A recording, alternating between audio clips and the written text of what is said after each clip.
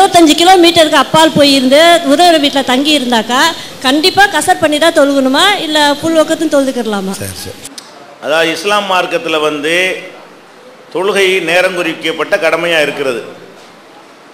அதுபோக ஒவ்வொரு தொழுகைக்கும் குறிப்பிடத்தக்க ரக்காத்துகள் இருக்கிறது. ஆனால் வெளியூர் போகிறாங்கன்னு வைங்க, ஒருத்தங்க வந்து ஆணோ பெண்ணோ வெளியூருக்கு போகிறாங்கன்னு சொன்னால் அவங்களுக்கு 4 ரக்காத்து தொழுகையெல்லாம் 2 ரக்காத்து ஆகிக்கணும்.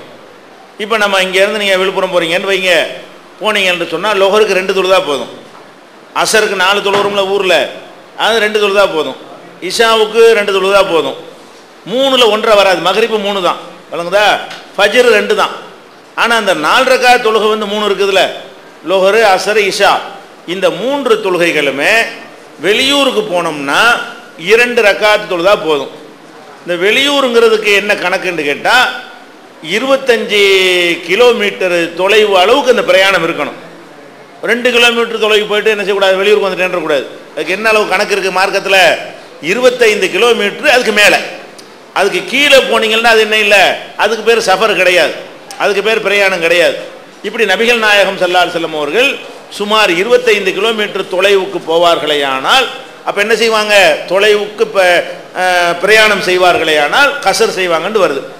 அதில் கூட விஷயத்தை தெளிவாக விளங்கிக்கிறேன்னு, 25 கிலோமீட்டர் கடந்த பிறகு தான் கசருன்னு கிடையாது, இதுக்கு பேர் கசரு. எதுக்கு பேர்?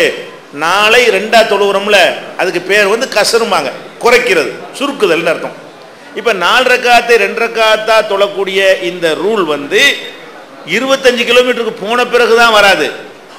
நீங்கள் வந்து ஊரை விட்டு கடந்துட்டீங்க, 1 கிலோமீட்டர் தான் போயிருக்கிறீங்க, ஆனால் உங்களுடைய நோக்கம் 25 கிலோமீட்டராக இருக்குது. நீங்கள் போய் சேர வேண்டிய ஊர் எவ்வளோ தூரத்தில் இருக்குது? 25 கிலோமீட்டராக இருந்தால் போதும். ஊருடைய எல்லையை மறைஞ்ச உடனே நீங்கள் கசர் செய்யலாம். ஆனால் நீங்கள் போய் சேரக்கூடிய தூரம் என்னவா இருக்கணும்? 25 கிலோமீட்டர், அதுக்கு மேலேயா இருக்கணும். அப்போ வந்து நீங்கள் ஆலந்தூர்லேருந்து கிளம்புறீங்க, எங்கே போகிறீங்க? 25 கிலோமீட்டர் எது வருங்க? கூடுவாஞ்சேரிக்கு போகிறீங்க. அப்போ கூடுவாஞ்சேரிக்கு போய் தான் தொழணும்னு கிடையாது. இந்த ஆலந்தூரை தாண்டு நகராட்சி எல்லையை தாண்டின உடனேயே நீங்கள் தொழுகிறதா இருந்தால் 4 ரக்காத்து 2 ரக்காத்து தொழலாம். ஏன்? நீங்கள் போய் சேருவதற்கு பயணித்து கொண்டிருக்கிற ஊர் வந்து 25 கிலோமீட்டரில் இருக்கிறது. அப்போ 25 கிலோமீட்டருக்கு போய் கூடுவாஞ்சேரியில் தான் தொழணும்னு கிடையாது. 25 கிலோமீட்டர் தூரத்துக்கு நீங்கள் போகிறீங்க, பயணத்தை ஆரம்பித்தோடனே தொழுதுக்கலாம். ஏன்னா நீங்கள் எவ்வளோ தூரத்துக்கு பிரயாணம் வச்சுக்கிட்டு இருக்கிறீங்க? 25 கிலோமீட்டர் முடிவு பண்ணிட்டீங்க, கிளம்பிட்டீங்க. அதனால் ஊர் எல்லையை தாண்டின உடனேயே தொழுவலாம். அவங்க கேள்வி என்ன, கேள்விக்கு நான் வரல, ஏன்னா இந்த சட்டம் நிறைய பேர் தெரியாமல் இருக்குது, இந்த கசர்னா என்னன்னு சொல்லப்படாமல் இருக்குது. அவங்க என்ன கேட்குறாங்கன்னா, இப்படி 4 ரக்காத்தை 2 ரக்காத்தா தொழுகிறோம்ல, இது கட்டாயம் 2 தான் தொழுகணுமா, 4 தொழுகலாமா? தான் கேள்வி. அவங்க கேட்ட கேள்வி என்னது? கேள்விக்கு சம்மந்தம் இல்லாத விஷயத்தை நான் சொன்னதுக்கு காரணம் இதெல்லாம் மக்களுக்கு தெரியாமல் இருக்கிறதுனால தான்.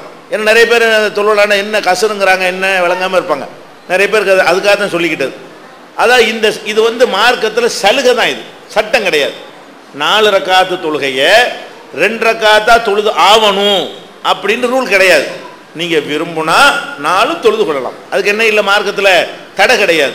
விரும்புனா 2 ரக்காத்து என்ன செய்யலாம், தொழுது. உங்களுக்கு சலுகையாகத்தான் அது தரப்பட்டிருக்கே தவிர கம்பல்சரியாக கண்டிப்பாக என்ன செஞ்சு ஆகணும், 2 தான் தொழுது ஆகணும் அப்படிங்கிறது கிடையாது. நீங்கள் ஒரு ஜமாத்தில் சேர்றீங்க, 4 ரக்காத்து தொழுவார் இமாம்னு தெரிகிறது, நீங்கள் விரும்புனா 4 எப்படி என்ன செய்யலாம், கண்டினியூ பண்ணுற மாதிரி சேர்ந்து கொள்ளலாம். அல்லது 2 ரக்காத்து முடிகிற வரைக்கும் வெயிட் பண்ணியிருந்து 3ஆவது ரக்காத்தில் சேர்ந்து அவர் 4 சலாம் கொடுப்பார், நீங்கள் உங்களுக்கு 2 முடிஞ்சோன்னு சலாம் கொடுத்து நிறுத்திக்கிடலாம், அப்படியும் செஞ்சுக்கிடலாம். அது ஒரு சலுகை தானே தவிர கட்டாயம் கிடையாது.